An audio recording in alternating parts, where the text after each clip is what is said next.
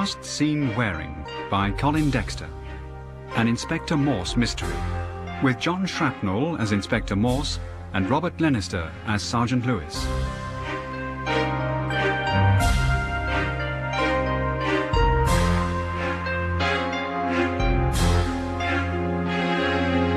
Dramatised by Guy Meredith, featuring Miles Anderson, Melinda Walker, Donald Sumpter, Francis Jeter, Terence Edmund and Tamsin Grieg.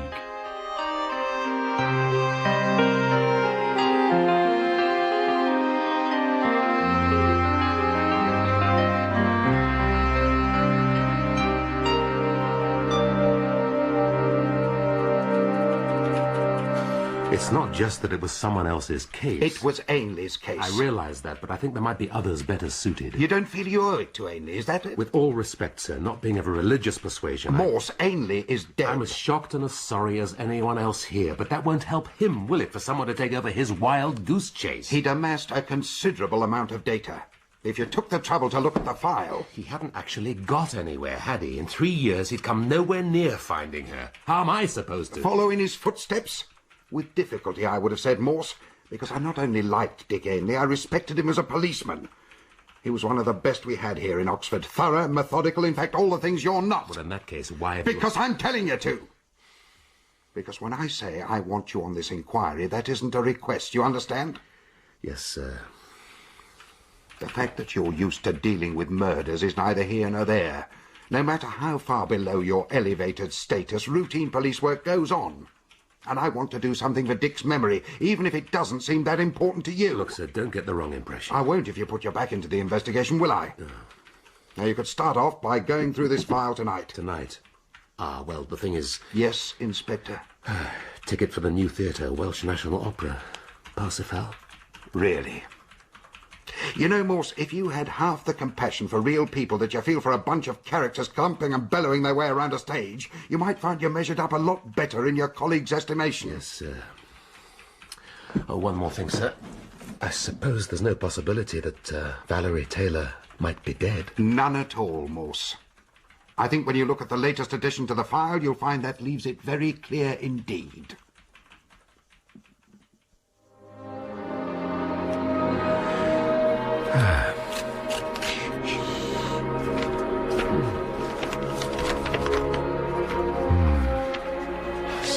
Of September. Dear Mum and Dad, just to let you know I'm all right. Sorry I've not written before, but I'm all right. Love, Valerie.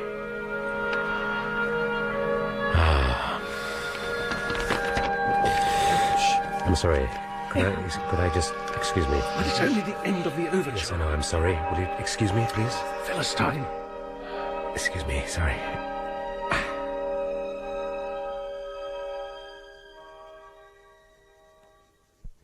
Sorry to bother you of an evening, Mrs. Ainley, but I didn't have a chance to express my condolences at the funeral. Ice, Mr. Morse? No, just as it comes, please. And, oh, thank you. Thought I ought to say how very sorry, how dreadful.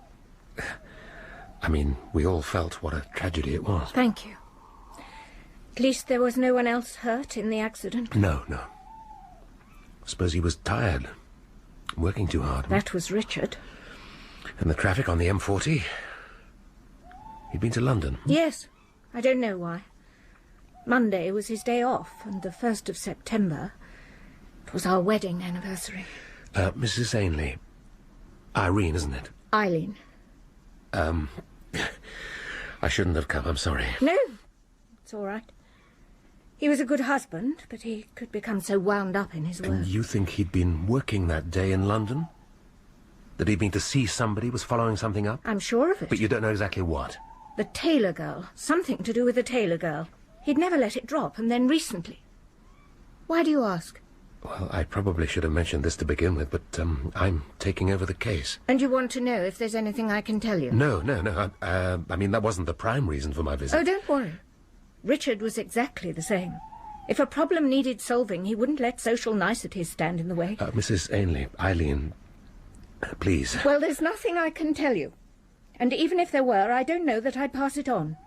I don't ever want to hear anything about that Taylor girl again. Can't you understand that?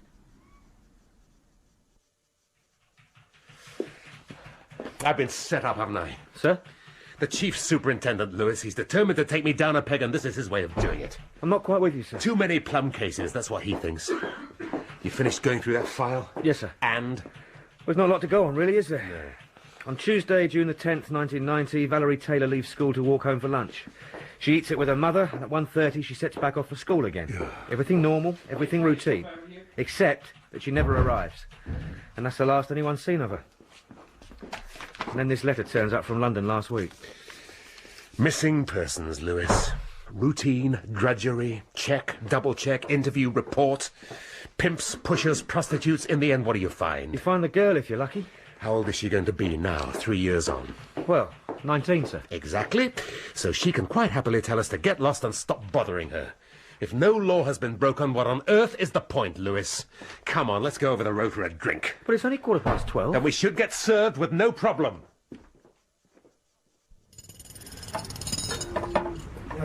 Well, one thing you can say about this place, they pull a decent pint. The tomato juice isn't bad either, sir. Cheers. Yeah, cheers. Though if you were after a bit of peace, we could have chosen somewhere different. The roadworks. Does it bother you? I've always felt a tinge of empathy with those labourers. Presented with an implacable surface, they have to break through and churn up the muck underneath. Just like us. If you say so, sir. Now, as to the Taylor case. Yes, go on. The brain cells are beginning to function. Well, it strikes me that for all Dick Ainley's thoroughness, he's missed something important. And what's that? Well, he says that Valerie wasn't seen again after she'd left her house, after she'd had lunch with her mother. So? Well, the Roger Bacon Comprehensive. I happen to know it quite well because my kids are coming up to secondary school age. Well, and that's fascinating, Lewis, yes. Yeah, well, one of the attractions is that they've got a lollipop man outside. You know, chap with a white coat and a sign who stops the traffic. Ah. Now, Valerie lived down a cul-de-sac almost opposite the school. So when she leaves the house, she either has to hike over the fields next to the reservoir, or, if she is heading for London, come past the lollipop man, who, seeing the children at least twice a day, is bound to recognise her. That's very good, Lewis. Did they put extra Worcester sauce in that? It'd be worth talking to him, wouldn't it, sir? Well, you get onto it. Are you carrying a photograph of the girl? Yes, sir. Here. Let's have a look. Well, you certainly wouldn't forget Valerie Taylor in a hurry, would you? Must have been about 15 there, but you'd place her at least a couple of years older. God knows how she looks now. I doubt if we'd even recognise her. Something of a femme fatale. You know, it's just struck me. If you wanted to bury a body, a roadwork trench might come in very handy, mightn't it? I suppose so, sir. Anyway, you get off to see your lollipop man, because I'm going to call a little higher up the school hierarchy. Good of you to see me at such short notice, Mr. Phillipson. Not at all, Inspector. When you said on the phone that news had been heard of Valerie, well... It was only a brief letter. Even so, it proves she's alive, doesn't it? Not that anyone here really doubted it. Quite. How long have you been headmaster here, Mr. Phillipson? Since Michaelmas term 89. She vanished at the end of that academic year, so you had some chance to get to know Valerie. Insofar as the headmaster has that much time to spend with the pupils. What was she like? Academically? Not above average, I wouldn't have said. Bright enough, but one of those children who don't see the sense in half the subjects they're taught. I see. And, unacademically? Hmm? Well, that is personally? Well, there you'd be better off asking her form master. Or would be if he was still here. Mr. Acomb has left us, I'm afraid. Well, that's unfortunate. You could, I imagine, identify her writing. This is a letter. I think her parents would be rather more expert. And I intend to ask them. You don't have any of Valerie's old exercise books? We may do. If they're not taken home, they're kept for a while and then usually burned. Burned? In the furnace. Old-fashioned central heating, I'm afraid. But in Valerie's case, Baines would be the man to tell you. The caretaker? The assistant head. However, as luck would have it, he's not here either. You haven't had a complete exodus of staff, have you, Mr. Phillipson? No, simply that, as part of his duties, Baines draws up the timetable and always gives himself the perk of Tuesday afternoons off. Which, of course, is... Is today. quite. Well... I'm sorry I can't have been of any more help, Inspector. Oh, but you can. If Valerie's exercise books were in the school, where do you think they might be? Well, possibly in the storeroom. Good. Then why don't you lead me there, and I'll take a look for myself.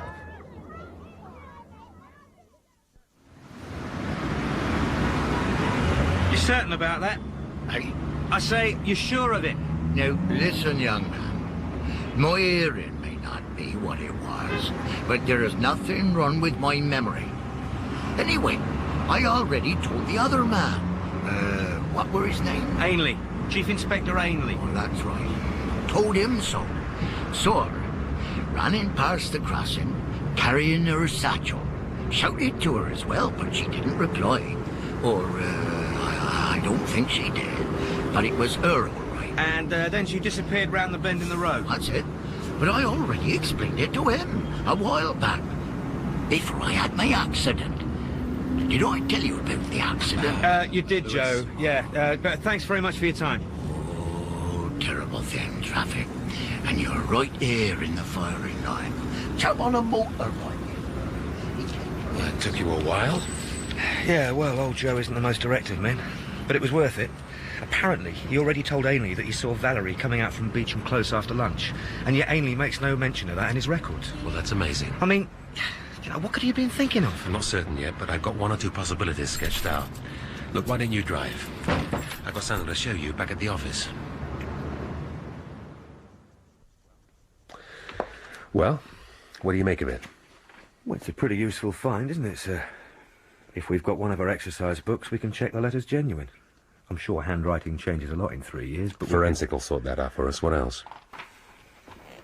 She doesn't seem to be very good at French, does she?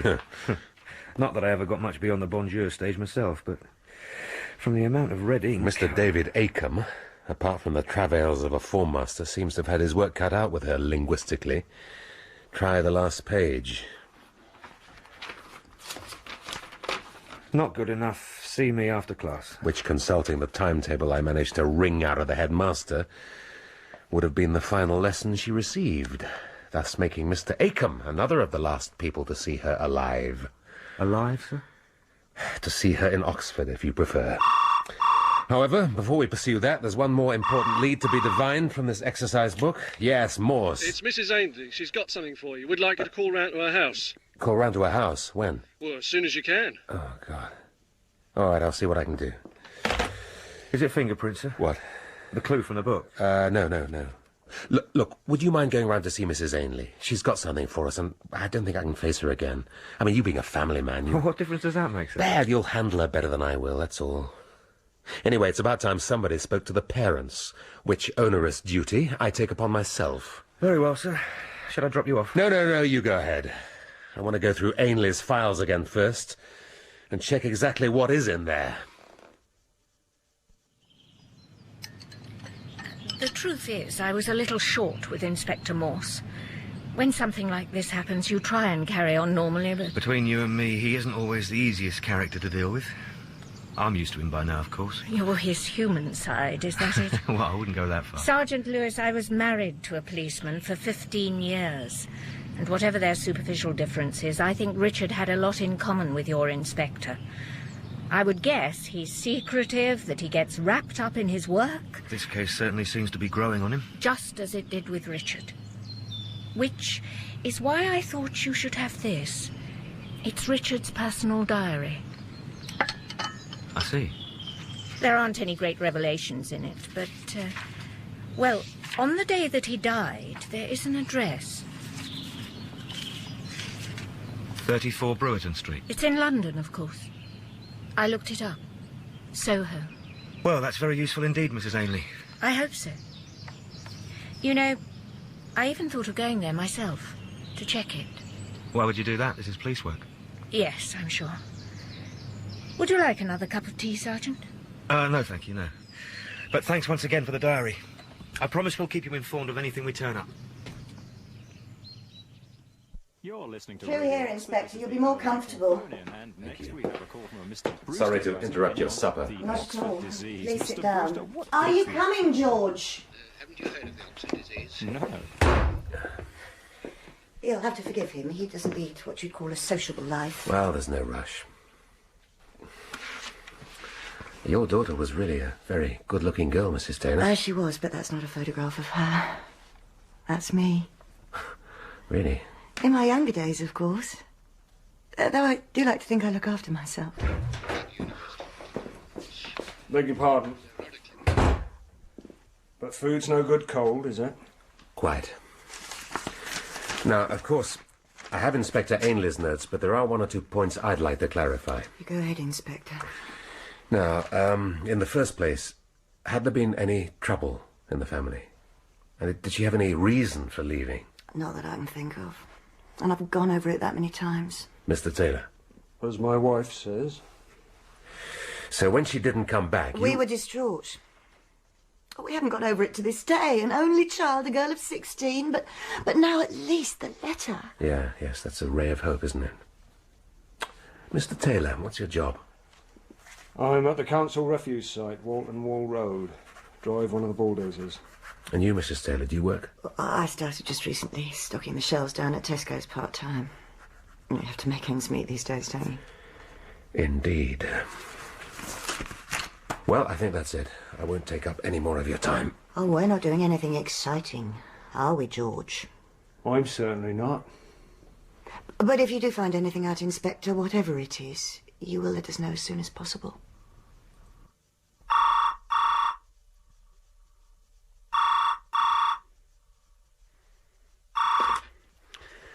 Zero 0643. Hello. Do you realise what time it is? Weren't sleeping, were you? No, but my wife is. Then we can speak more freely, can't we? I don't think we have anything to talk about. Oh, you'd be surprised. You really would. We should meet. We meet quite enough for my liking, thank you. We should meet after hours. It's possible you may receive a visit from the police. I already have. This afternoon. Really? Now that's what I call efficient. Let's get together tomorrow about 6, shall we? Just hang on till everyone's left. Now listen to me. This is going to end.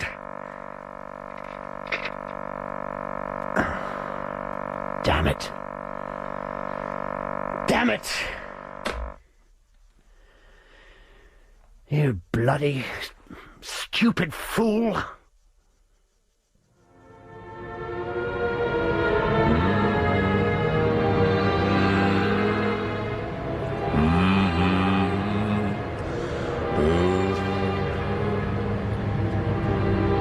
Sir, what does it matter whether the Ainleys had a happy marriage? I mean, I don't see the point. Curiosity, Lewis. Human nature. Isn't that what we're investigating? I thought we were investigating the disappearance of a teenage girl. The circumstances surrounding the disappearance of a teenage girl. But Ainley's got nothing to do with that, has he? And his wife. I mean, she's been so brave about it, being alone. You're a sensitive soul, aren't you, Lewis? If you mean I take into account other people's feelings, then yes. It's not as if we're questioning the accidental nature of Ainley's death. Agreed, but the fact remains that Ainley fell asleep at the wheel and veered off the road, indeed this road, heading in the opposite direction, while the very same day someone posted a letter to Valerie Taylor's parents. Valerie Taylor posted it. Forensic have confirmed that it's her handwriting. As you say, someone posted a letter with handwriting extremely similar to the specimen we have of hers. Now, those two events, Ainley's visit to London and the letter, are either connected or they are coincidental. And I think you'll agree that coincidence seems somewhat unlikely. I suppose so. Thus, the question is, what did Ainley discover in London? Who did he upset? And what, after his 3-year quest, did he finally achieve? You're not going to suggest that he was cheating on his wife with Valerie Taylor, are you? No, I'm not going to suggest that for a very good reason. I mean, every couple have their ups and downs. If you want the truth, I got the impression that the Ainleys might not have been ideally suited, but then you make the best of it, don't you? Well, apparently you do, Lewis. Mr. and Mrs. Taylor seem to be doing just that as well. Then what exactly are you getting at, sir? I think that Ainley had become obsessed with his pursuit of Valerie Taylor, and perhaps, had he caught up with her, might well have fallen in love with the girl. But that became impossible, you see, because what Ainley discovered sometime shortly before his own death was that Valerie Taylor had been murdered. You what, sir? 3 years earlier. Oh, stay on the Marylebone Road over the flyover. We'll cut down Great Portland Street into Soho. How about you, lads? Want to see some beautiful ladies with nothing on? Hey? Oh, come on. But, sir, how can she be dead? If the handwriting on the letter corresponds... What exactly did forensics say? Sufficient similarities to warrant positive identification. Well, not exactly cast down certainty, is it? If someone were only a halfway proficient forger... But who would want to forge the letter? Well, whoever took the other exercise book from the school storeroom. Sir? I told you there was something else about the French book, didn't I? Well, it had no dust on it. The one on top doubtless had 3 years' worth before it disappeared. Come on inside. Continuous performance. They move, they're lovely, and not a stitch stays on. You ever been to a strip club, Lewis? What? No, sir. This way, gents. Well, given that this is number 34 Broden Street, you have the ideal excuse. 2, please.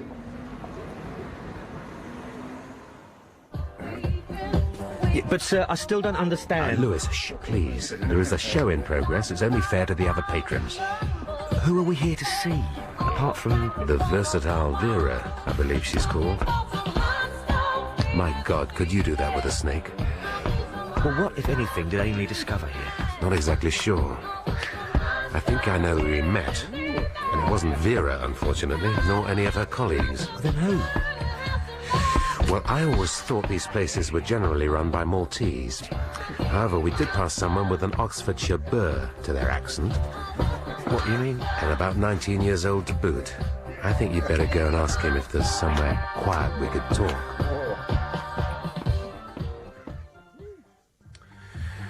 So, you're James Maguire, and you were in the same class as Valerie Taylor. I told this to the other copper. I told him just after she disappeared, and I told him again a fortnight ago. Are you good friends with Valerie? No. Well, I mean, you know how it is. We went out a few times. Well, she doubtless saw a great future in you. When did you last speak to her? Morning before she scarpered. We were in lessons together. And she gave you no hint of what she was going to do? You don't understand, any of you. She wasn't that easy to get to know. She treated you like a kid. Nonetheless, you went to bed together. To bed? Yes, to have sex, to make love. Well, yeah, a few times. Or twice, I think it was. Twice? Did she have a lot of boyfriends? Boyfriends, no. And why did you split up with her? Did you ever fight? Lewis. So I told you, didn't I? She was sort of tolerating me till something better came along. Look, I gotta get back outside. There'll be trouble if I don't. Besides, this room's used for the strippers. Hey, what the hell's going on in here? I need somewhere to get dressed, you know. Yes, miss, yes. I think that would be a good idea. All right, let's go. Just one last question, Maguire. When exactly did Valerie tell you she was pregnant? Pregnant? She was, wasn't she? Look, I'm not standing here with this strip of rubber around me neck all day. I want you out. Now. Yes, of course. My apologies, Miss Vera. Good afternoon. Afternoon.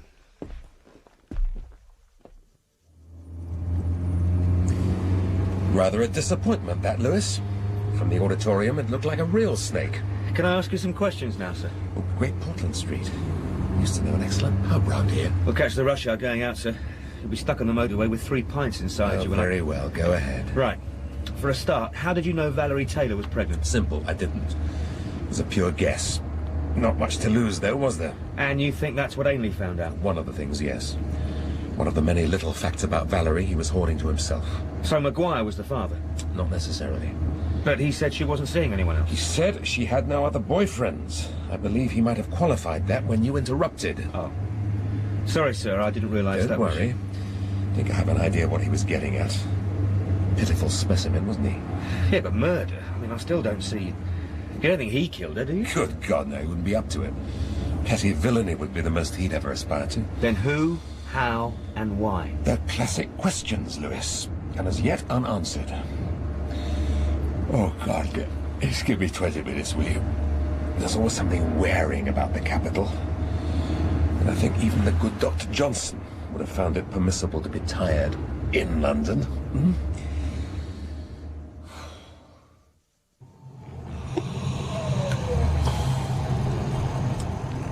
Sir. Yeah? Sir, we're here. Your flat. What? Oh, God, you haven't let me sleep all the way, have you? I'll be up to the early hours. Sorry, sir. You look so peaceful. Oh, never mind. I dare say with a nightcap. Sir, you were going to tell me. The evidence for thinking Valerie was murdered. Well, the reservoir behind her house was dragged at the time, wasn't it? Yes, sir, and nothing found. Still, that's only the most obvious place to look. There are one or two other possibilities we might like to investigate. But it'll wait until the morning. Good night, Lewis.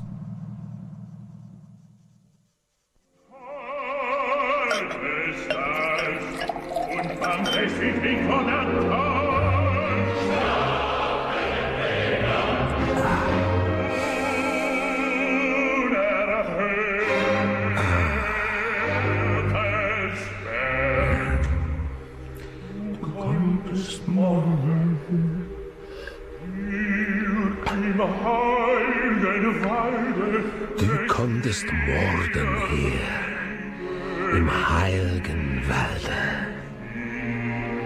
You could murder here, in the holy forest, where stillness and peace surround you.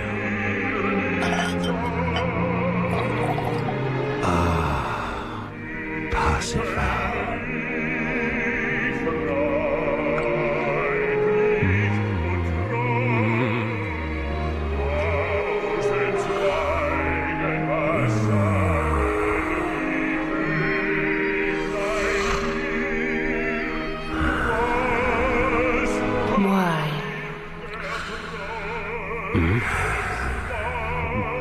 Why do you want me dead?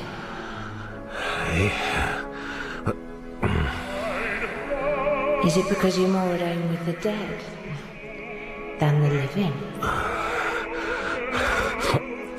What? What?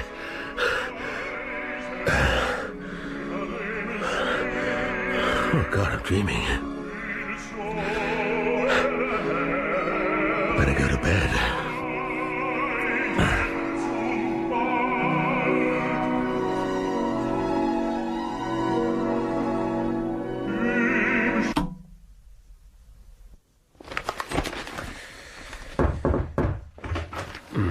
Morning, sir. You're in bright and early? Eyes had I, and saw not. I beg your pardon, sir? 6 letters anagram, I would have thought, wouldn't you? Oh, yes. Watson. You've lost me, I'm afraid, sir. How very appropriate. There. 10 minutes, 35 seconds. Rather more than I allow myself for the Times, still. Lewis, your face is pregnant with questions. I've been turning things over most of the night. You did rather leave them up in the air yesterday. Did I? They seem terrestrially anchored to me. Only because, with respect, sir, you're a difficult man to shake out of his convictions. Oh, really, Lewis? If I could persist, sir, you haven't quite explained why, even assuming they were capable of doing so, anyone would want to forge that letter from Valerie. You surprise me, Lewis. Must be any number of reasons which ought to spring readily to mind. Such as? Well, in the first place, the letter was seen to be, as you yourself have taken it for, convincing proof that Valerie Taylor is still alive. But... Which, of course, would put a stop to any investigations into her death. Investigations which Ainley may well have been on the point of beginning. You're still basing this on the hypothesis that she was murdered? Well, you asked me to justify my conclusions, Lewis, not to undermine them. There is, however, another possibility, completely the reverse, to wit. Go on, sir. That the letter was written in order that the case would be pursued. After all, even Ainley might have got fed up with it had not new evidence come to light, and this naturally postulates that the letter was not written by the murderer, but by someone who knew who the murderer was and wanted them brought to justice. Rather a roundabout way of doing it, isn't it, sir? Or else simply wanted to spur the police to more action than they were apparently taking. Valerie's parents, for instance, might fit that description. Plus, they should have been able to imitate their daughter's handwriting. But they wouldn't need to steal an exercise book to do it, would they? Wouldn't need to and wouldn't have the opportunity. Excellent point, Lewis. I'm glad to see you're coming round to my side. But, sir... Whoever took the exercise book was most likely a member of staff. Now, in theory, that gives us rather a large number of suspects, but in practice, I think we can whittle them down fairly quickly. The headmaster? Yes, I'll be calling on him later. One more call to make first. Yeah, and me, sir? What am I supposed to do?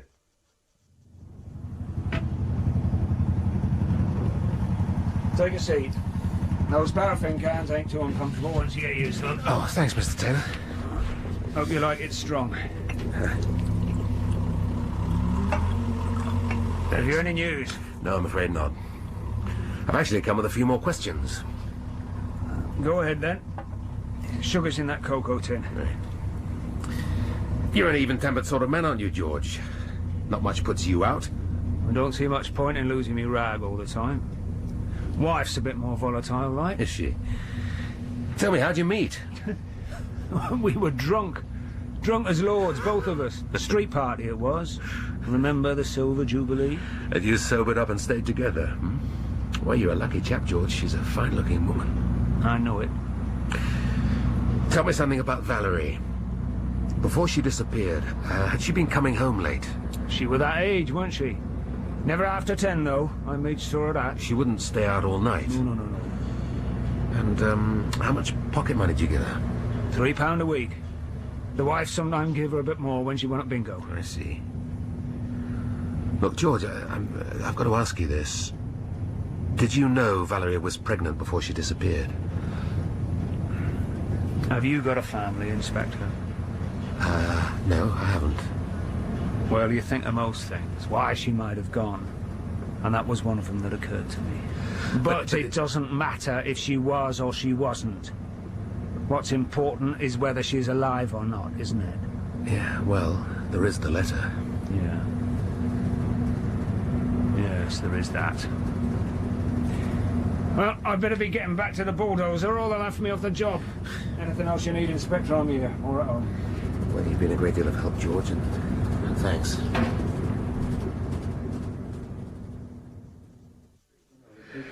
Sausage mash and beans, please. No. None of your nouvelle cuisine here, eh?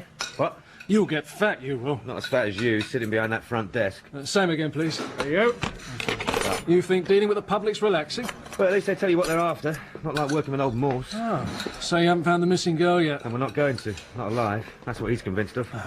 Won't listen to anything else. So, you've got your personal solution to the case, have you? Well, I wouldn't say that exactly. Huh? But I reckon there's one or two avenues he's leaving unexplored. And I wouldn't mind having a little look down them myself, as soon as I get the chance. Oh. I'm afraid Mr. Phillipson's gone home early this afternoon, Inspector.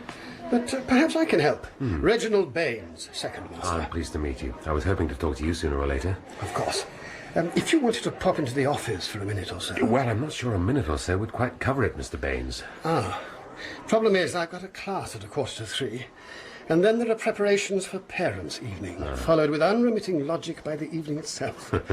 Which is why the head's taken the opportunity for a break. I see. Then perhaps we'd better make an appointment. No, certainly.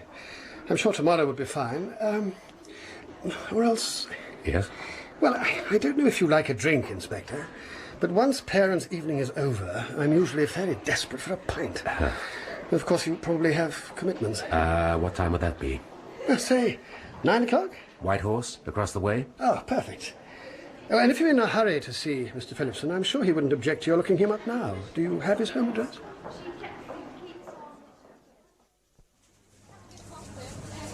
Mrs. Taylor? Mrs. Taylor? Yes, what is it? You're wanted on the telephone. After that, could you stock up cereals on aisle 3? I've already been told. And try not to be too long. This phone is meant for customer use only. All right. Yes, Gwen Taylor. Look, you shouldn't phone me here, you know that. No. I can't. Not tonight.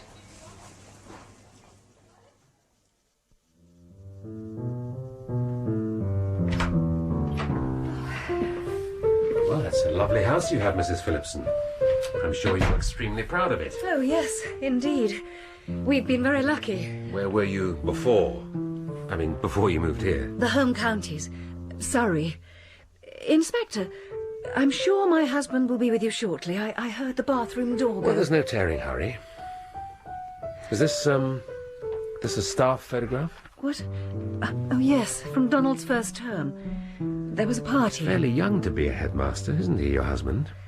Nearly 40. I don't think that's terribly unusual these days. Well, perhaps. And is Acomb here? The French master? Yes, there. And the young blonde lady's his wife, is she? Yes. Now, if you'll excuse me, Inspector, I'm sorry, Inspector. I wasn't expecting a visit. If you'd phoned first... Well, it's hardly worth it. I won't take up much of your time. I'd better go and oversee Natalie's practice. I was just saying, Mr. Phillipson, what a lovely house you have. I had no idea teaching paid so well. I also have a regular income from a history textbook. So, what was it in particular you wanted, Inspector? Just one thing, really. To know what you were doing on the 2nd of September this year. It's just over 2 weeks ago. Without consulting my diary, No, wait a minute. I can tell you. I was at a headmaster's conference for 3 days. At a hotel in London. Why do you ask? Because it was the day Valerie Taylor wrote to her parents. I'm not sure I see the relevance. Well, probably none at all. Well, that's it, Mr. Phillipson. Oh, by the way, where did Acomb go when he left your fold? David? Carnarvon, I think. Yes, one of the schools in Carnarvon. When was that? The end of my first year. I'm sorry, Inspector, but I really ought to be setting off for the parents' Yes, evening. yes, of course. I dare say I can get Mr. Acomb's address from your secretary, can't I? I can give you the date pretty well to the day. She left Oxford on Tuesday, June the 10th. 1990. Well, I know, but these places must keep records. Well, the official ones do, but some of the backstreet clinics, well, they're hardly clinics at all. If you could just check out the registered centres, that would be a help. Maybe starting near Paddington. After all, if she arrived there on the train... Then... You know, when I transferred to the Met, it wasn't so I could spend my life doing favours for old pals. Frank, any time you want anything from Oxford, Half I'll be the only... world doesn't come to Oxford for abortions. All right, then. Give me a few days. You are a friend indeed. Oh, and listen, if you do find anything, come back to me and not to Morse, would you? Why? You trying for promotion? No, but... Lewis? I'd better go, thanks, bye. Bye. Yes, sir. Work. Investigation. Now, where's that diary of Ainley's? Here, sir. Let's see exactly how busy he was. Sir, I've been having a few thoughts. Oh, yes.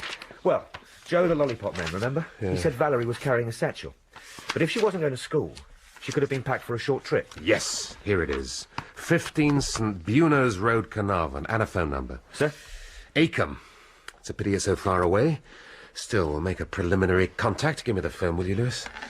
What were you saying? Well, I've had some ideas, sir, on how we might try to follow Valerie's trail in London. Lewis, I've told you Valerie Taylor is dead. Don't you understand that? Yes, sir. All right, then. Now, look, I've got an important job for you in the morning. Get down to the Registry of Births and Marriages, check when the Taylors were wed and who Valerie's father was. I'm not with you, sir. The Queen's Silver Jubilee was in 77, right? Mm-hmm. That's when they met.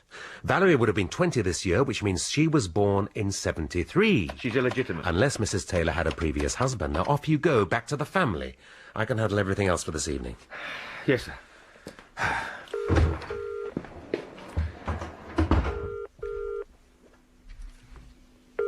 Come on. Hello? Hello, yes. Is that Mrs. Acomb? Yes.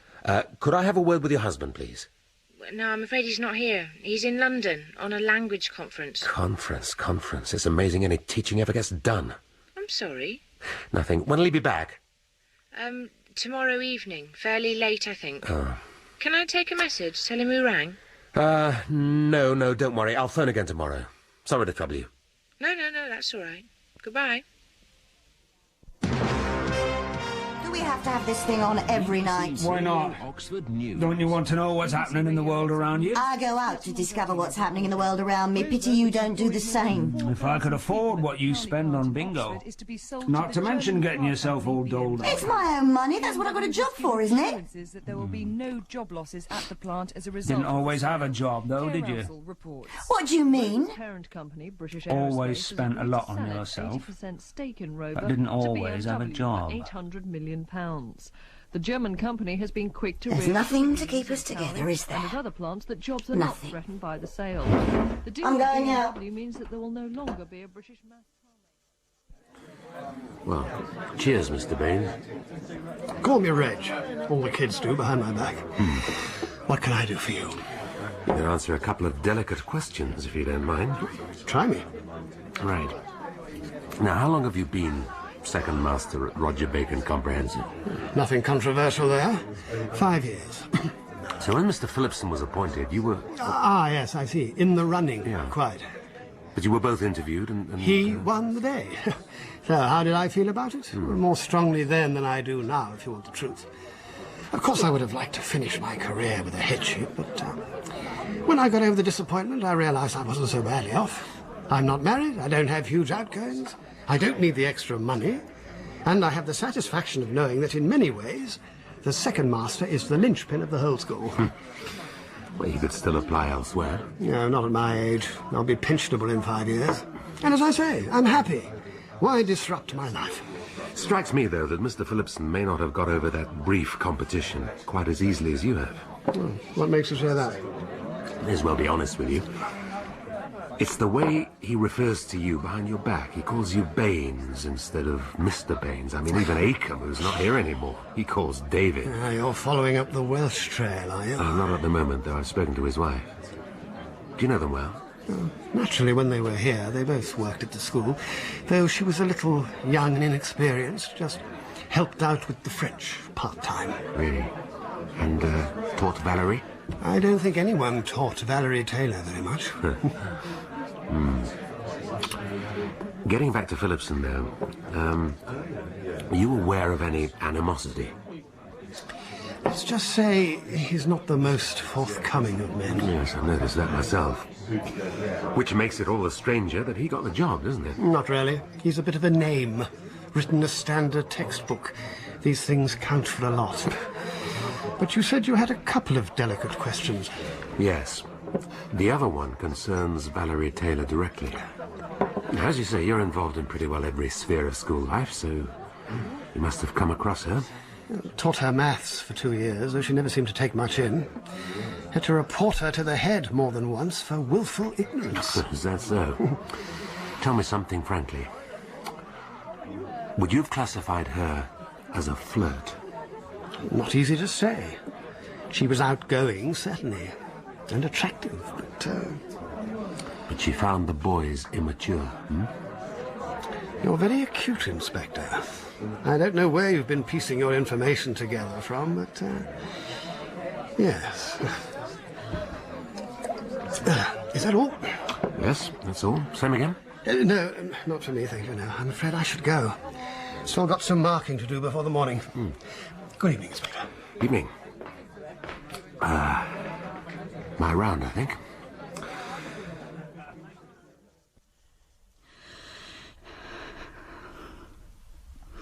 Are you awake? Yeah. What's the matter? Look, if it's the same old thing... Where were you tonight? You know where I was, the open evening. Sheila, you don't have any reason to be jealous. It's going to come out. It's all going to come out. No. I've already spoken to him. I've told him enough is enough. You've stopped him? Yes. I'm sure I have. Trust me.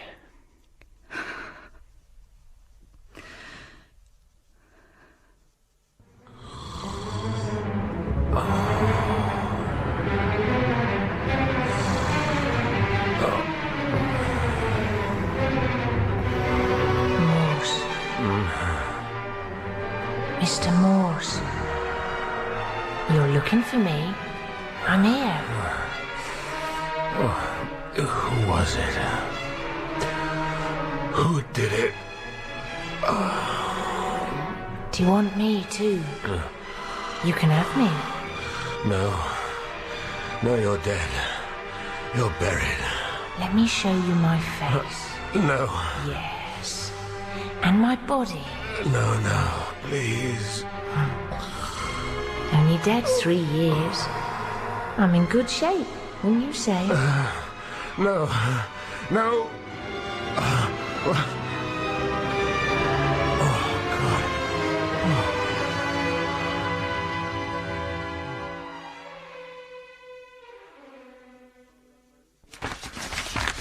You were right, sir. Father unknown, mother married George Taylor when the girl was almost 4. Well done, Lewis. It was your insight, sir. I suppose so. Where does that get us? Another piece of the jigsaw, surely. We may not be able to see the whole picture You're yet. a good man, Lewis. I don't value you enough, do I? Sir? I'm sorry to have been a bit short with you yesterday. You're right. I get a theory in my head, and I'm not inclined to listen to other opinions, so if there's anything you feel we've missed... Well, sir, if you put it like that... I mean, the fact that Valerie was illegitimate is interesting, but... She was going to have an illegitimate child herself, sir. Let's not forget that. Like mother, like daughter, so? Well, What I thought we could follow up is the fact... The question of who the father was, well, naturally I've considered that. Actually, that isn't what I was going to say. Johnny Maguire, I think, is out of the question. You remember I asked him how often he'd been to bed with Valerie. First of all, he said a few times, then he changed it to twice. The fact is, I don't believe they'd indulged in carnal knowledge at all. Maguire was caught between bragging about having seduced the school beauty and not wanting to get involved. Then who? Maguire said she didn't have any other boyfriends. Baines agreed she found boys immature. Now, who does that indicate? Someone older? Yes, good. Keep going. Not the headmaster. Well, why not? Well, he'd be crazy, wouldn't he? I mean, it's more than his job's worth. As I think you'd say, defecating on his own doorstep. Elegantly put. And it's an aspect of the problem which bothers me. Phillipson is pushy and ambitious, but I'm sure he's hiding something. He said he knew nothing about Valerie personally, but Baines told me he'd sent her to the head several times. But if Baines was picked for the job of headmaster, he'd have a reason to try and smear Phillipson's name, wouldn't he? Yes, he would, but I don't know. I quite liked Baines, perhaps on the grounds of similarity. An ageing bachelor resigned to second best. There's no need to take it that hard, sir. We've only been on the case for 3 days. But it's turning on its head, Lewis. I mean, to start with, I was convinced Valerie was killed, but now I'm not so sure. Really, sir? What made you change your mind? Do you know Parsifal, Lewis? No, sir. Wagner's last opera. Based loosely on the character of Sir Percival, who, you will remember, searched for the Holy Grail. Yes, of course, sir. Well, Valerie is our Holy Grail. But perhaps she had a Holy Grail of her own. A basically bright teenager, bored by school, who wanted something more out of life. I mean, she'd have every reason to flee her stifling surroundings, wouldn't she? And want to stay hidden. So you do think she wrote the letter herself? Well, it hurts me to admit I may have been wrong, Lewis, but yes, I'd like to think she was alive. Well, I'm glad, sir. For a while there, I thought you were turning a bit morbid. You're not the only one. Hello, yes, Morse. It's Reginald Baines, sir. Yes. Found murdered at home. What? When? We're not sure. Is there someone at the scene? Yes, there is, sir. Tell them we'll be over in 20 minutes. How can he? What is it, sir? It's Baines, at his home. Been found dead. Murdered. With a carving knife. Yes, someone was very lucky. Not Baines, presumably. Oh, no, difficult to stab a man in the back, you see. You've got to miss the spinal column and the ribs and the shoulder blades, and even then it's not easy to do it in one. You must have been bending down to the fridge, leaning slightly over to the right. And then it was like going through a joint of beef. Thanks for the simile. Time of death? Anything from 16 to 20 hours. No, not that long. Oh, been reading up on our pathology manuals, have we? I left him at 9:30 last night. Oh, really? Then perhaps you're the prime suspect. Can we have the body now, sir? As far as I'm concerned, yes. Yes, me too. Lewis, where's Lewis? And just careful, that one, please. The super's just giving out the name and bare details, sir. He feels publicity will help. Do you phone the school? Yes, sir. Phillipson was pretty shocked, but he'll make a general announcement before it hits the papers. I'll go off with the ambulance, Morse. Leave you to interrogate yourself. Callous bastard. When you do nothing but inspect corpses, it probably warps your sense of humour. I know you said you got on with Baines, sir. But I wanted a murder, didn't I? And I got one, so serves me right. Though whether the same could be said for him, God, the amount of blood that comes out of a human body. Yes, sir. Sir, I found this. What is it? Address book. One of those that clips onto the phone. I haven't looked through it. Well, we'll take it back with us. You better go through the kitchen drawers, check whether that carving knife lives here. Sir, no prints anywhere, I suppose? Only his. Do you know something about Baines, Lewis? I liked him when I met him. What's he left behind? A poky house overlooking a railway line and a couple of shelves of maths textbooks. You sometimes wonder, don't you, whether you'll leave any more. Sorry, sir. Never mind. A new approach to trigonometry. Sir, there's a carving knife here with the rest of the cutlery. Then we can safely assume the murder weapon came in with the murderer. Do you know much about modern maths, Lewis? Do the kids' homework most nights, sir? Now, what are we looking for? A man answers the door. It's someone he knows. Otherwise, why would he let them in? Maybe he knows them quite well, because he goes to fetch them a drink from the fridge. He bends down... Sir, these maths books. Lost on me, Lewis. My education was classical. No, sir, it's just... They're not all textbooks, are they? Hmm? Here, in the middle. This is an exercise book. What? Careful, Lewis. It's not been brushed. Thumb and forefinger. Yes, sir. I mean, it may not be, but... It is. Valerie Taylor, 5th form. Put it on the table. Yes, sir. No, wait. There's something inside. A couple of loose sheets. Shake it. Now, what have we here, Oh dear, Lewis. This rather changes everything.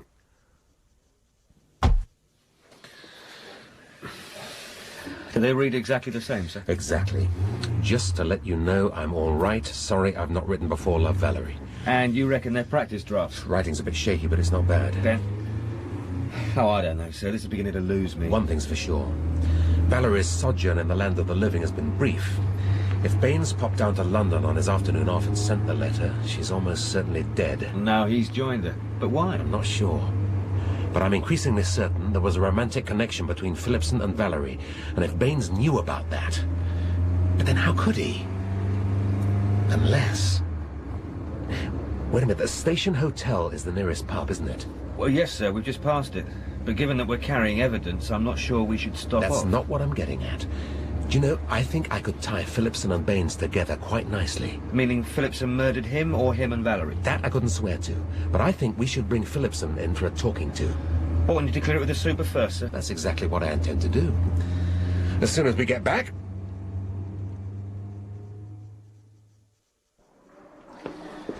If Valerie found herself pregnant, what's the first thing she'd do? 20 years ago, her mother went through with it. Times have changed. Or maybe they haven't. But someone with her sights on the high life isn't going to settle herself with an unwanted child, is she? So she'd probably... Have an abortion, sir. That's what I was trying to tell you. Yeah, but she wouldn't have the money to pay for it herself, so where would she go, Mother seems to have a bit of spare cash from the way she looks after herself. But would she part with it? And even then, it would take someone to organise the trip. London, sir. That's where she'd go. Someone a bit more worldly. Someone she had a hold over. But if you don't think Phillipson would have compromised himself as headmaster... Not while he was headmaster, perhaps. But he must have been to Oxford at least once before, mustn't he? You've lost me again, I'm afraid, sir. I'll explain in front of the superintendent, Lewis. I can amaze both of you at once. Coming? I must confess I'm looking forward to this. Ah, Morse and Lewis. That's most opportune. There's someone here who wants to see you. Mrs. Phillipson. I've come to confess to murder. To the murder of Reginald Baines.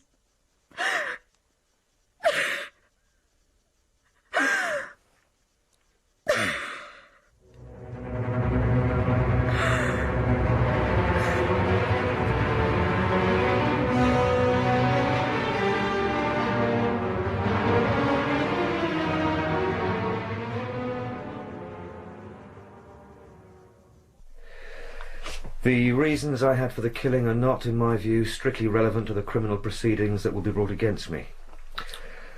About the details of the crime, too, I wish for the present to say nothing.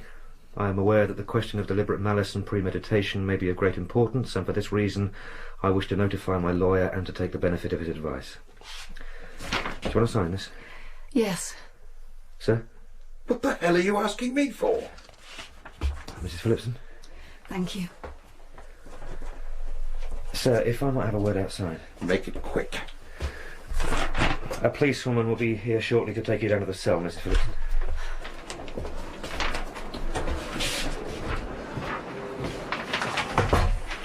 Well, Sergeant? Sir, we can't hold her. Not on the basis of this. A confession plus corroborating evidence? She went to Baines's house. We can't be sure of that. She certainly got a babysitter in at an odd time of night, 9:30. And we'll no doubt find the taxi driver she claims took her there and back. All right, I'm prepared to admit she went there. And, if the door was open, maybe even went in. But killed him? What, with what motive? That's the sort of thing your clever Inspector Morse should sort out, shouldn't he? Where is he now? Round at Phillipson's house, sir. Trying to put some sense into this whole business. Well, in that case, we'll keep her locked up until things look a bit clearer. If she is inventing all this, she deserves a bit of harsh treatment.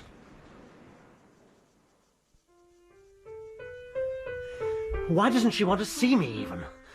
That's what I can't understand. Can't you, sir? Well, I'm trying to keep it from the kids. Trying to maintain a feeling of normality. Because this is, after all, a very normal household, isn't it? What do you mean by that? It's what you've been straining after, not just these past few hours, but shall we say, for 4 years. What are you getting at, Inspector?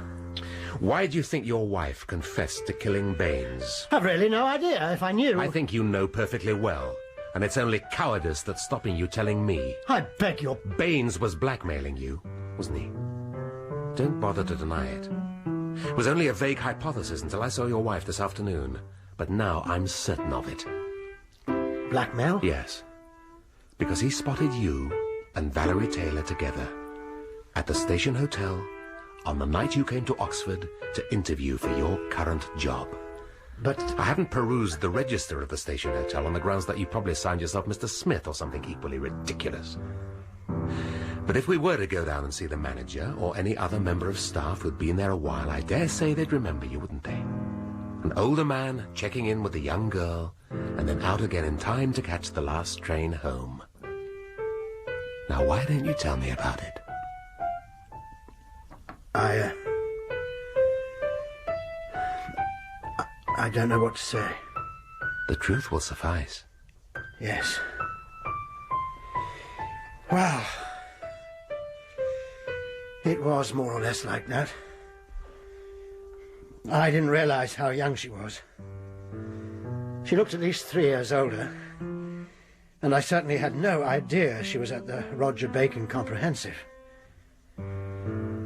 I'd just missed a train, gone out for a walk, and it started pouring with rain. It was the last thing I needed. I felt I'd messed up the interview completely, and also Sheila and I had been going through rather a rough period. I took shelter in a shop doorway, and Valerie was there as well. She was a breath of fresh air. Someone I didn't know, someone attractive, outgoing, interested. We went for a drink. At the Station Hotel? Yes. It was the nearest place, and then perhaps if I'd been completely sober... You think she was leading you on? I can't blame her, can I? It's just that after a couple of whiskies, she was available. And I, to my eternal shame, took advantage of that. You had no idea that Baines had spotted you? No, I was completely wrapped up in Valerie. It was only later... How much later? After I'd started here. Obviously, I hadn't interviewed as badly as I'd thought, or else the others, including Baines, had done worse. He'd seen me before the interviews, of course, and then, as luck would have it, I'd walked into his local. And he began asking you for money? Yes. It wasn't a great deal. It went up slightly over the years, but no more than I could afford with ease. It was the power it gave him that seemed equally important. So you paid up. Every week, or every month. And inevitably your wife found out, and equally inevitably your marriage grew even rockier. And you took solace with Valerie again. No! I wouldn't have done that. Sheila had stood by me, and besides, as headmaster... Yes. So you weren't the father of the baby Valerie was carrying when she disappeared? Who told you that? But she did come to you to set up the abortion, didn't she? No, she didn't. All right. I knew about the pregnancy. And you knew who the father was? You haven't worked that out? No, and I don't need to. Because you're going to tell me. Because if you don't, we will not only take a drive down to the Station Hotel, we will then go and see the chairman of the board of governors for the school and complete the work which Baines left undone. Well? It was Acomb. David Acomb. I knew my husband wouldn't be back from the open evening until late. Probably about 11 by the time everything was cleared up. So it was my one opportunity. It was 10 minutes to that awful man's house by taxi, and when he opened the door... He opened the door, or was it already open? Yes. Sorry, you're right. It was already open. Yeah. So I went in and... Well, you know the rest. What about the knife? The knife? The one you used to kill Baines. Where did you get it from? From home, of course. We always keep a spare. Nonsense. Absolute bloody bunkum. Yeah, well, I managed to convince the chief of that, sir, in the end, which is why I let her go. Of course, she could still be a vital witness. Yeah, she went to the house, I'm sure of that. Probably to plead for her husband's career. Then she found the door open as she corrected herself. Went in, saw Baines lying there and assumed Phillipson had done it. Yeah, perhaps. But more likely not. Or she would have come and confessed last night. See, in the dark, Baines wouldn't have been visible from the front door. So it's probably a combination of the door being open and some sixth sense that something was wrong made her turn and go. And it was only when the news came out today that she put 2 and 2 together to make 5. Then you don't think Phillipson killed Baines either? I wish I did. It'd make everything a lot simpler. He could have got the knife from the school canteen and maybe left the open evening early. But I don't know. There's no metal in him. He looks bustling and efficient enough, but I've seen more spirit at a teetotal reunion. Oh, do you have any luck with the bank statements? Yes, sir. I've got them here. And there's something else interesting as well. Hang on, one thing at a time. Hey.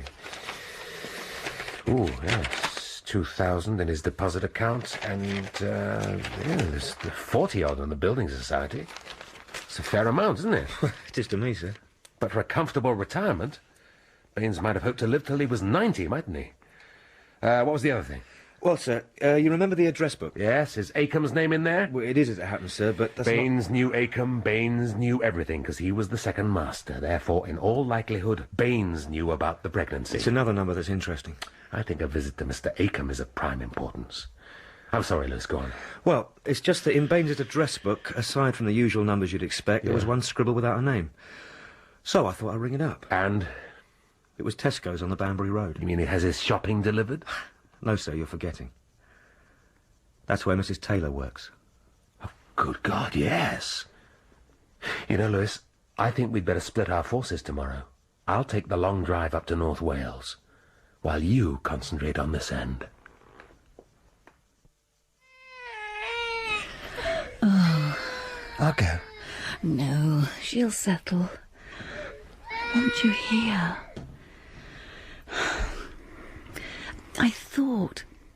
I really thought... I know. Sheila, I don't deserve you. I went to his house.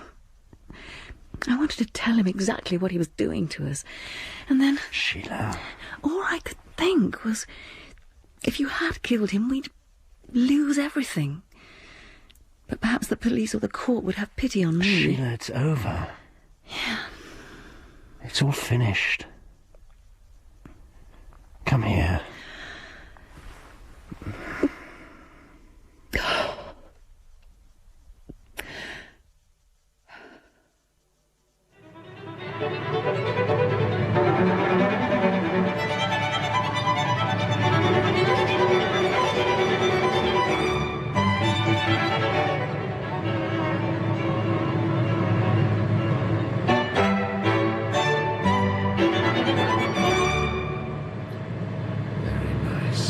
Very nice indeed. Haydn's Quartet, Opus 64, number 5, The Lark, played by the Gabrieli String Quartet.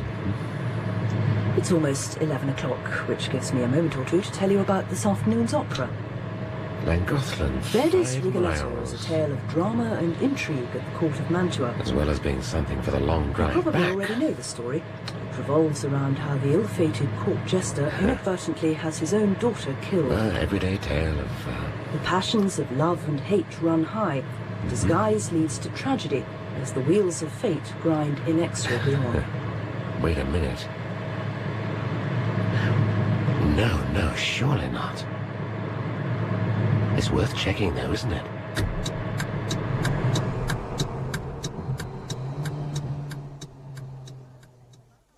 In the first place, I'd like to know what you've got me in here for.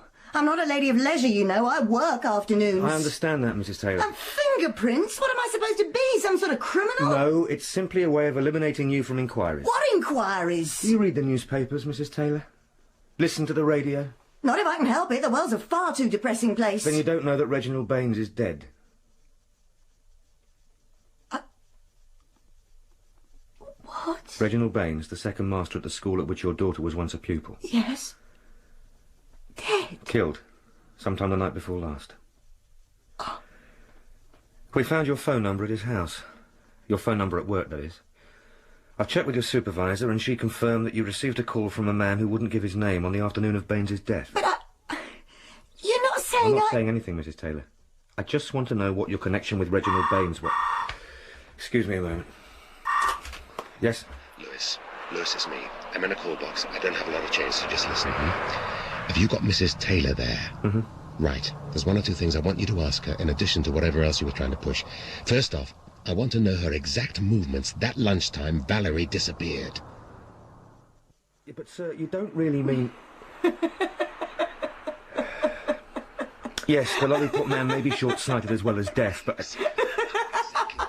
Look, I don't know if she's getting hysterical or what, but I bet... Yes, I promise I'll go into that, sir. Yeah, I'll wait here for you to get back. Yes, goodbye. Mrs. Taylor, are you all right? Would you like a glass of water or something? I'm fine.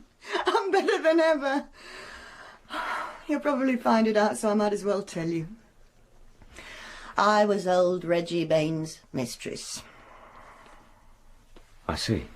Hated the bastard, but couldn't break away. Now... Mrs. Taylor, before we go on, could we clarify one or two things? He used to pay me. I needed the money right enough, but When did it start, this, affair? Oh, that's not important. Who'd want to kill him? Any number of people, I should think. Mrs. Taylor, were you there on the night that he died? Eh? No. He wanted me to come round, but that was one night I really did go to bingo. Well, I dare say we can check on that. Mrs. Taylor, there's one other line of questioning I want to pursue. And I warn you, you may not find it nearly so amusing. Come on. If the dog's there, so are you. Why don't you go and eat your tail? Hello? Who is it? It's Inspector Morse, Thames Valley Police. If you open the door, I'll show you my identification. Well, it's rather awkward. I was just in the bath. Could you hold it up to the glass? Is that Mrs. Acomb? Yes. Here you are. Oh, well, that seems fine. Look, I'll go and get dressed. No, don't bother. I just need the address of your husband's school. I wanted to speak to him. I assume he doesn't come home for lunch. No, you'll find him there. It's East Colchester Senior Secondary. I beg your pardon? Hold on, I'll write it down for you. Well, yes, okay, thanks. You don't still teach then, Mrs. Acomb? No, I couldn't find a post. I do a little private tuition. Oh, well, faute de mieux, I suppose. I'm sorry. I said faute de mieux. There you are, Inspector. I've drawn a sketch map of how to reach it. The school. Yeah. Look here. Oh, whoops! Oh, sorry, find a larger towel. No, that's quite all right, Mrs. Acomb. Well, better get back to the bath, or I'll catch my death, won't I? Yes. Yes, you probably will. Well, thanks. Thanks for the map. Oh, no, not at all. Nice to have met you.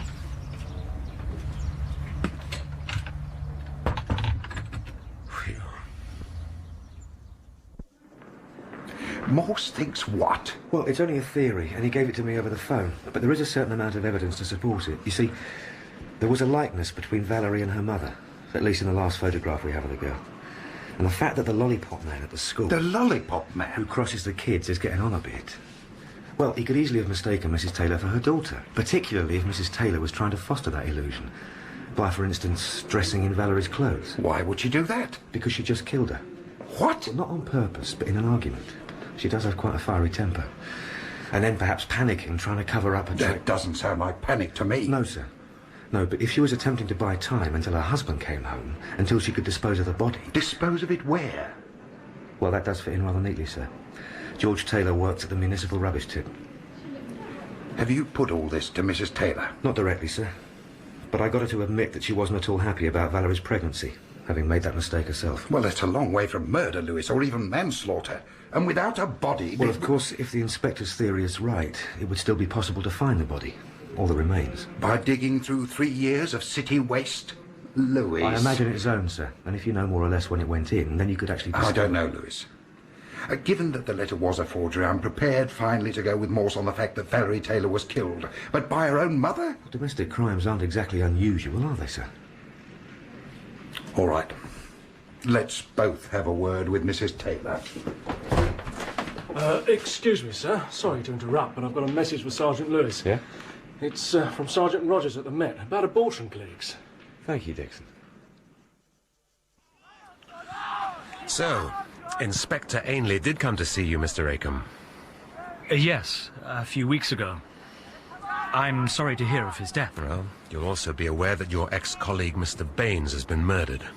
There was a short item on the radio news yesterday while I was driving back. From your conference in London, yes, good. Can I ask you what Inspector Ainley came to see you about? He'd found out that Valerie Taylor had become pregnant shortly before she disappeared. And that I was the father. Oh, clever old Ainley. So that was why you left Oxford for Carnarvon, was it? Yes. Phillipson, the head, gave me no option. And he was quite right. A very principled man, Phillipson. I won't go into exactly how you got Valerie pregnant. The usual way. She was an attractive girl, and I fell for her hook, line, and sinker, I'm afraid. When did your wife find out? When she came back from a cancelled evening class. And discovered the two of you together. Oh, dear, Mr. Acombe. Oh, dear, indeed. You know, I really wish I'd met Valerie Taylor. I'm beginning to see why Ainley became so obsessed by her. She was quite something, I can promise you. What happened after your wife's discovery, after Valerie told you she was pregnant? I think you can imagine my wife's reaction. She left me for a while, went to live with her mother. But eventually we saw it was better for us to carry on, and we've more or less patched it up. She gets a bit bored here, and she's learning to drive. That'll give her more freedom. As to Valerie, she didn't want anything from me, but I gave her a couple of £100. It was all I could afford. The clinic she fixed up herself. You gave her the money on the morning she disappeared? Yes. What do you think happened to her? Well, I have no idea, Inspector. But I should think she's sitting pretty somewhere. She was too quick on her feet for anything to go too badly wrong. Well, I'd like to think you're right, but I fear you're not. Look, Mr. Acombe, you've been very frank with me, and by way of return, I want to ask you a few blunt questions. Go ahead. All right. 1. If word got around Carnarvon that you had a history of interfering with schoolgirls, no matter how precocious, it would finish you here, wouldn't it? It would finish me as a teacher everywhere. I couldn't go much further afield. Good. All right, 2. Was Reginald Baines trying to blackmail you on that score? Yes, he was. I received a letter from him last week. In that case, did you drive from London to Oxford and kill him? No, I didn't. I could probably provide you with an alibi for that night. Though I'm not sure. Some conference delegates may have seen me in the hotel. Is that it? No, one more. But you've already answered it, more or less. Did you murder Valerie Taylor? Valerie? Oh, no. No.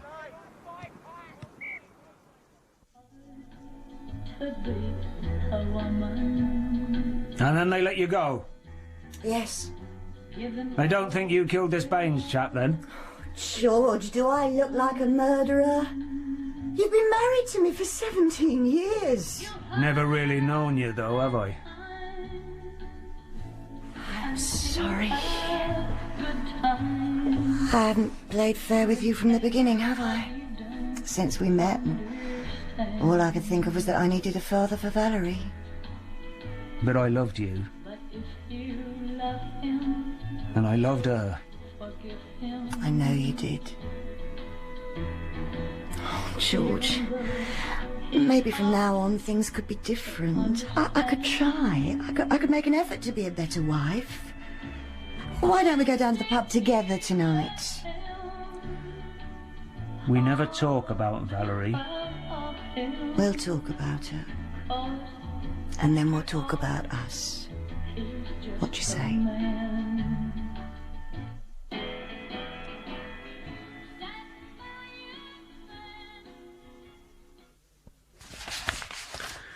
The East Chelsea nursing home. Yes. She signed in under her own name on the 11th of June 1990. She left the next day. I tried to tell you that I was running a few checks. Don't worry, Lewis. Given my success rate on this case, I'm hardly in a position to feign injured dignity. You don't think Acomb killed Baines, then? No. We'll check alibis and so on, but he just seemed too honest. Well, someone killed Baines, though, and we're running out of suspects. To tell you the truth, I'm beginning not to care who was responsible. Baines was the worst sort of manipulator. The world's better off without him. That's not like you, sir. Giving up on a case? It's been a long day. I'm tired. But Valerie, sir, there's still a question of her, isn't there? If she left the clinic, she's probably alive and well somewhere to this day. Then good luck to her. If I had her address, I'd send her all this information we've amassed from school reports onwards and call it quits. What time is it? 9:30, sir. Well, I'm going home. I suggest you do the same. The wife will be worrying about you. Yes, sir. Have I disappointed you, Lewis? A bit, sir. Well, that's life. The truth is, we've never got to know Valerie Taylor, and we never will. But considering how Inspector Ainley ended up, perhaps that's no bad thing.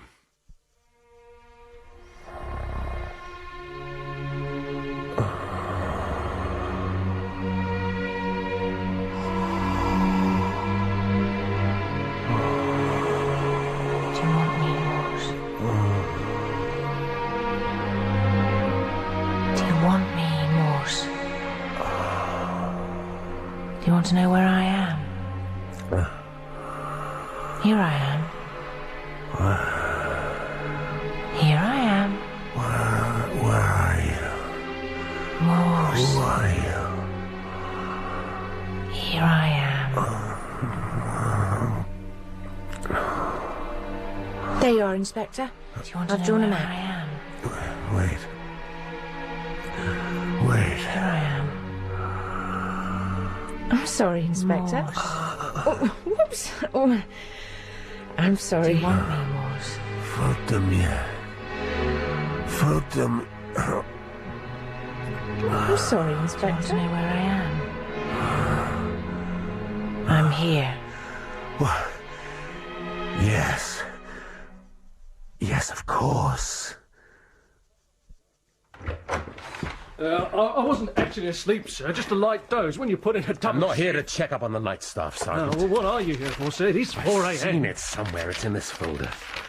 Yes, here it is. Should I get you a coffee or something, sir? Look at that. 4th-year school report. Applied Science and Technology. Excellent work.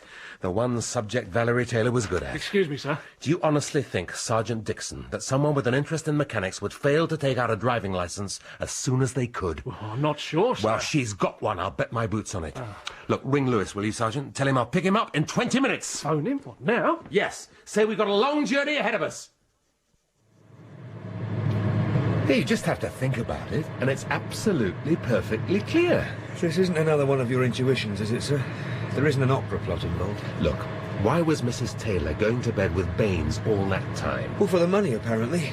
I know it seems a bit sordid. But how did it start? Have you considered that? I mean, did he just lean over the table at a parents' evening and say, "What are you doing on my Tuesday afternoon off?" No, sir, I suppose... He had a hold over her, didn't he? As he had or wanted to have over so many people. He was certain Valerie was alive and well, and the whole missing persons nonsense was a waste of police time. Valerie had left with her mother's consent. But why, sir? Because Mrs. Taylor wanted her daughter to have a better life than she had. Wait a minute, sir. You're saying that Mrs. Taylor and Valerie may have been in touch all these years? It wouldn't surprise me one bit. Undoubtedly without Mr. Taylor's knowledge. And Baines would get to know that as well and extend his hold over Mrs. Taylor. No wonder she hated him. Doesn't seem unfair, asking for payment under those circumstances, does it? As for the famous letter, it may have been Mrs. Taylor who asked him to forge it. She knew Valerie didn't want to be found by the police, and Ainley was getting perilously close.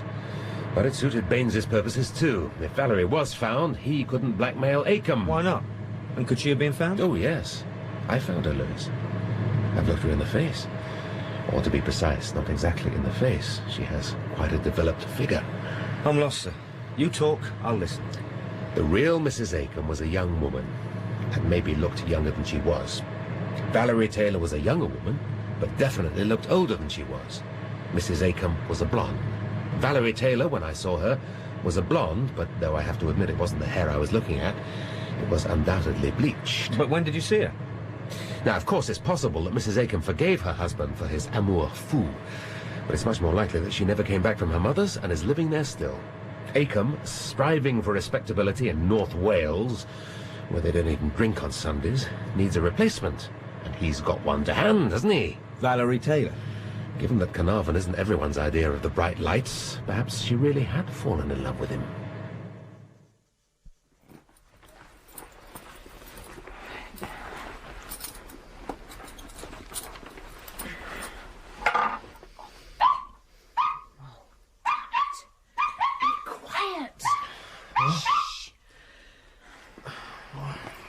What are you doing? Why are you dressed? What's the time? David, it's finished. It's been wonderful, but it's over. What do you mean? I'll just be a danger to you now, and to myself. I'm leaving. No. I don't have anything on my conscience. You've looked after me these 3 years, and I think, in the last few days, I've looked after you. Valerie, I need you. I'm sorry. I have to go now. She murdered Baines? Oh, yes. Drove down to Oxford while her husband was in London. She must have hired a car, of course, so we can check that. And given that Acomb deliberately told me she couldn't yet drive, he probably had a pretty good idea what she'd done. But how did you know she was Valerie, Mrs. Acomb? That's the simplest part of all. The real Mrs. Acomb was a French teacher. The one I met, rather like yourself, Lewis, couldn't grasp the simplest phrase. Merci beaucoup, sir. De rien, mon brave. What's the time? 7:45. Oughtn't we to alert the local force? Protocol demands it, but on the other hand, this is our case, isn't it? I want to see Valerie's face, and I will look at the face this time, when we walk in. Well, I hope she doesn't make a habit of wielding kitchen knives. No, Lewis.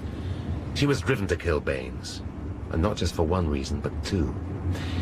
He was threatening to blackmail her husband, or the man she'd been living with, and he'd messed up her mother's life, as Mrs. Taylor must have communicated to her. It was a crime of passion. She won't strike again. I trust not. But I'll probably let you go in first, sir, if you don't mind.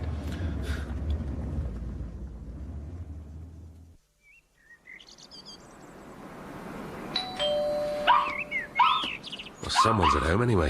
Car's still in the garage, sir. And it's too early for the local car hire to be open. Something's just struck me, sir. In killing Baines, Valerie did for Acomb exactly what Mrs. Phillipson intended for her husband.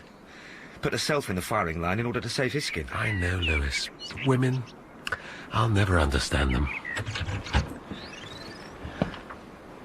Yes? Mr. Acomb, you can hardly have forgotten me. I've come for Valerie. Have you?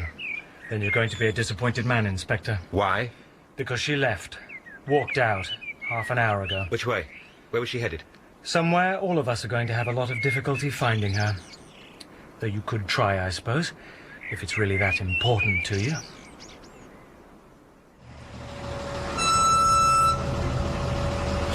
Where's a beautiful young lady like you going at this early hour? London. Where else? All right, come on, man. Climb in. Thanks.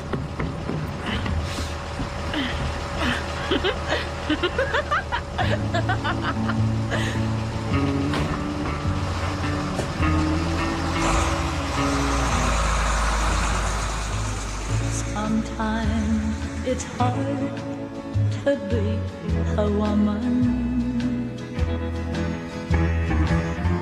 Giving all your love to just one man.